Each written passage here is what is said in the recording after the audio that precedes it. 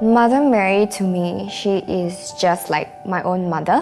When I face any difficulties that I don't feel really comfortable sharing with my own mom or my parents, she's the next parent that I run to. So I see her as a mother of a friend who tells me more about his life that I will never have known if I've just gone to Jesus alone.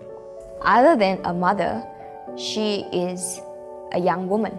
When Angel Gabriel told her that she is conceiving Jesus, at her teen years, she already devoted and so faithfully and so obediently say yes to God. Is something I think we young people can take away from her. And also her sense of urgency for mission, the visitation of Mary to Elizabeth. So I sense her desire, her urgency to bring the good news to others, even if she's in a state of discomfort, even when she's pregnant, she went all out and she does not hesitate. And I want to learn that from her. The very first instant where I devote myself to Mother Mary was when I just went for confession. And the priest just told me, why don't you join Mother Mary's fan club? And like during confession, I'm like, huh? What is Mother Mary's fan club? He was like, oh, it's very simple. It means Jesus is #1 fan club. I was like, that is a very interesting way to put it. But okay, sure, I'll try. That sparked my curiosity in joining Mother Mary's fan club. So after I joined, I told myself to firstly learn how to really pray the rosary properly. I have a very short attention span to things. But praying the rosary is like a 30 minutes thing, and the fact that I could not pray it well makes me want to give it up. But I wanted to keep trying to stay close to Mother Mary, that it helped me kick off this habit of my short attention span. So now I'm able to persevere through things better. I think the rosary to me has been that faithful meeting place with Mary. Whether I'm feeling good or feeling low, she is always there with me, reminding me of God's amazing love, His abundant love for me. I know that I'm never alone, and I'm always watched by her.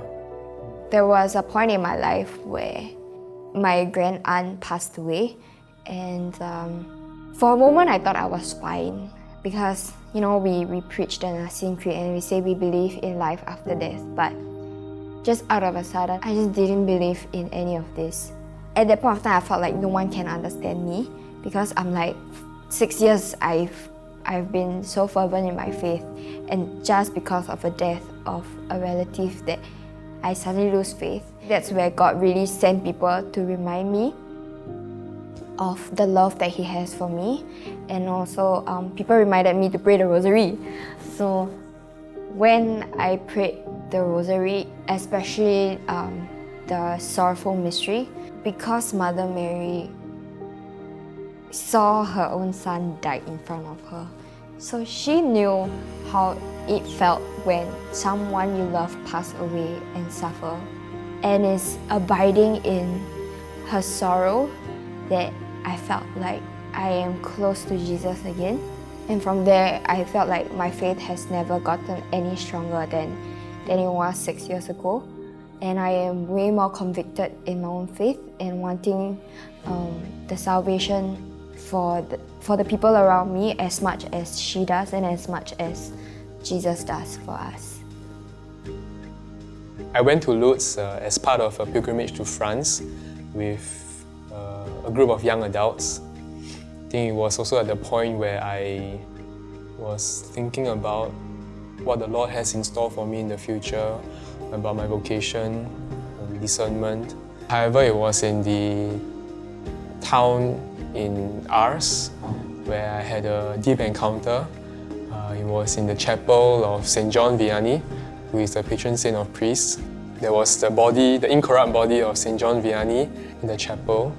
That whole atmosphere and the whole experience moved me very deeply. I think upon reflecting, I've already been thinking and discerning, but at the moment, I felt the Lord calling me to find my holiness in bringing other people to holiness. In affirming my love for the Eucharist, he went on further to say, how about feed on my body, which is the church?